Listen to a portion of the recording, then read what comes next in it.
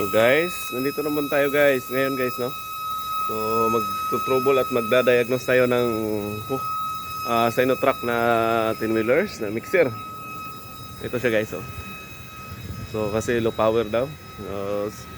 Kaya dinala ng ano dito, ng customer. Dito na dinala sa yards natin, no? So ito. Oh. So ito, ipapanda rin ng kasama ko.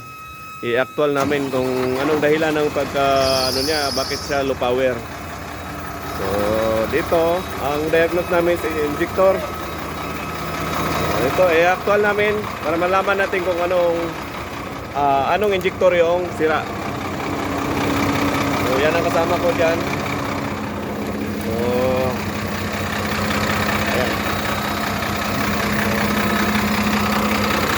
ayan, itong uno, tanggalin natin yung gold back. Ayan, gold to, gold. So itong pangalawa, tatanggalin na naman natin yung gold pa to. Ayan, good. Ito naman, sa pangatlo. Good din, good. Ito naman pang-apat. Ayan, mga apat ba? Okay ba? Okay, good. Good. Ito naman ang pang-lima. Yan yung pang-lima. Kaya, ayan, ayaw niya. Kahit baklasin natin, oh, yan, ganun pa rin eh.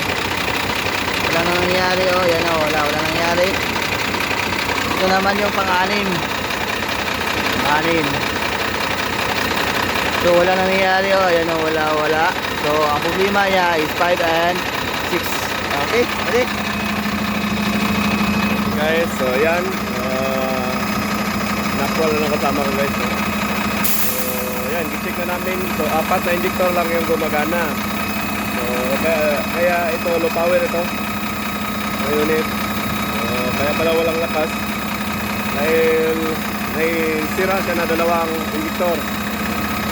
Ayan guys, so meron din namang bago, dalawa.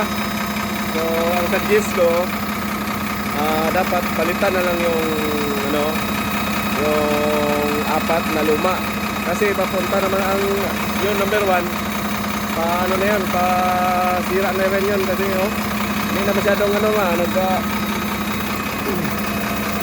nag-react. So ngayon umuulan na, so ito na, pinatay na lang ng kasama ko guys, umuulan na. So ito lang, so yun lang po ang pag-diagnose, kung paano i-diagnose itong Huhan. So kung sa design lang ng engine ng Huo 380. So gano'n lang po siya kasimple. So ang problema nito is AdBlue. So AdBlue at saka injector, dalawa injector sira. Tulak dito ba dito? Op. Saglit lang, baka hindi naman tumama. Okay. Tama lang.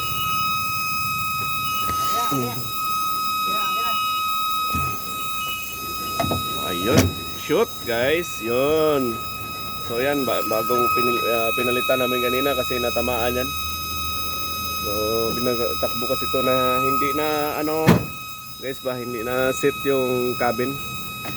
So dahil umuulan ngayon, so dapat mag-relax na rin kami. So ito loader 300 natin, LW300.